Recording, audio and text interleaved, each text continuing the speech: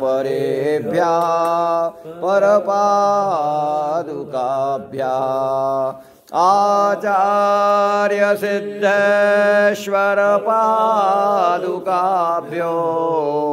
नमो नमः श्री गुरुपादुकाभ्यः ऐंकार ह्रींकार रहस्ययुक्तं श्रींकार गूढार्थमहाविभूत्याम् ओंकारमर्म प्रतिपादिनीभ्यां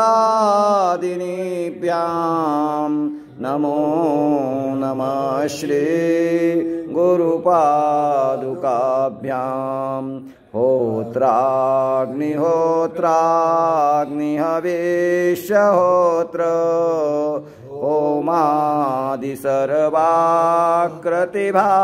होमादिसर्वाकृतिभासमानं यद्ब्रह्म तद्बोधवितारिणीभ्यां नमो नमः श्री गुरुपादुकाभ्यां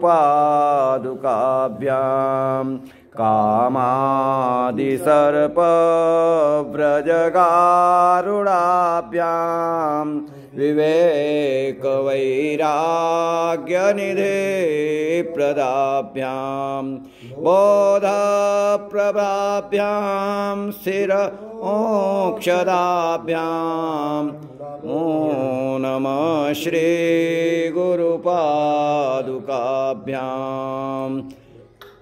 अपार संसार समुद्रतार नौकायिताभ्यां स्थिरभक्तिदाभ्यां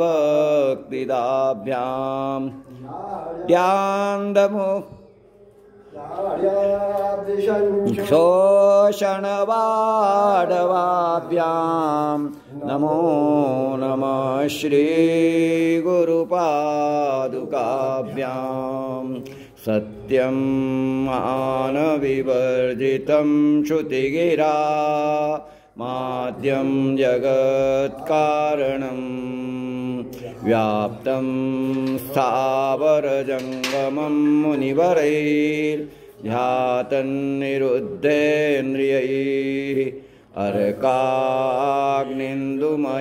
शताक्षरवपुस्तारात्मकं सन्ततं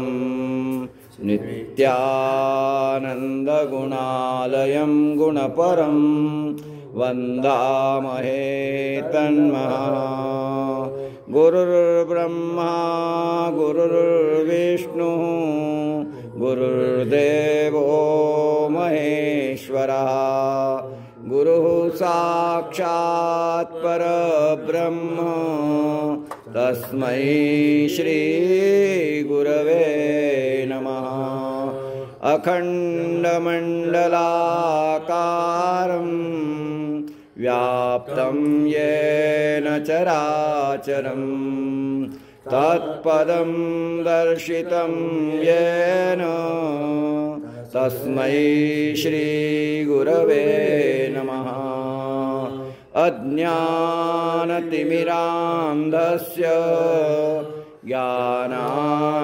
ज्ञानाञ्जनशलाकया चक्षुरुन्मीलितं येन तस्मै श्री गुरवे नमः ब्रह्मानन्दं परमसुखदं केवलं ज्ञानमूर्तिं द्वन्द्वातीतं गगनसदृशं तत्त्वमस्यादिलक्ष्यम् एकं नित्यं विमलमचलं सर्वधी साक्षिभूतं भावातीतं त्रिगुणरहितं सद्गुरुं त्वां नमामि ध्यानमूलं गुरोर्मूर्तिः पूजामूलं गुरोः पदं मन्त्रमूलं गुरोर्वाक्यं मोक्षमूलं गुरोः कृपा नित्यशुद्धं निराभासं निराकारं निरञ्जनं नित्यबोधं चिदानन्दं तस्मै श्रीगुरवे नमः। ॐ अवधूतसदानन्द परब्रह्मस्वरूपिणे विदेहदेहरूपाय श्रीनित्यानन्द नमोऽस्तु ते। सद्गुरुदेव भगवान की